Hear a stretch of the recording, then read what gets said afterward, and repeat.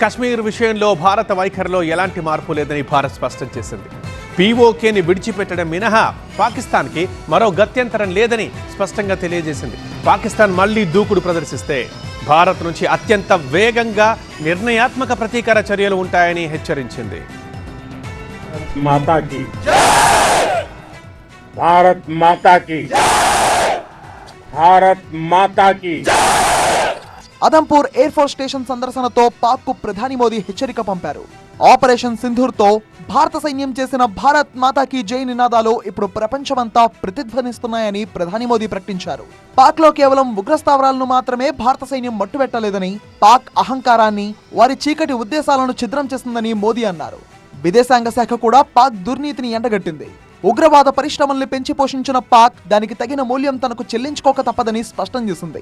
పాక్ లో భారత్ ధ్వంసం చేసిన ఉగ్రవాద స్థావరాలు భారత్ లోనే కాదు ప్రపంచంలోనే అనేక మంది అమాయకుల మరణాలకు కారణమని విదేశాంగ శాఖ తెలిపింది. భారత్ లో ఇప్పుడు కొత్త పరిస్థితులు నెలకొన్నాయని, ఆ విషయాన్ని పాక్ ఎంత త్వరగా గ్రహిస్తే అంత మంచిదని విదేశాంగ శాఖ స్పష్టం చేసింది. Any issues pertaining to the Union territory of Jammu and Kashmir have to be addressed by India and Pakistan bilaterally. But stated policy has not changed.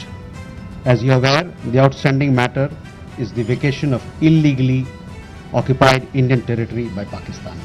Pahalgam దాడికి పాల్పడిన ఉగ్రవాద సంస్థ టీఆర్ఎఫ్ లష్కర్ ఏ తోయిబా ముసుగని విదేశాంగ శాఖ పునరుద్ఘాటించింది. ఈ సంస్థను ఉగ్ర సంస్థగా ప్రకటించేందుకు యుఎన్ఓ సెక్రటరీ కౌన్సిల్లో తాము ప్రయత్నాలు చేస్తున్నామని తెలిపింది. ఓడిపోయినా జబ్బలు చర్చుకోవడం అన్నది పాక్కున్న పాత అలవాటేనని విదేశాంగ శాఖ ప్రతినిధి తెలిపారు. రెచ్చగొట్టే చర్యలను తాము కోరుకోవడం లేదని, కానీ అదే సమయంలో తిప్పికొట్టే విషయంలో ఏమాత్రం వెనక్కి తగ్గమని భారత్ తెగేసి చెప్పింది.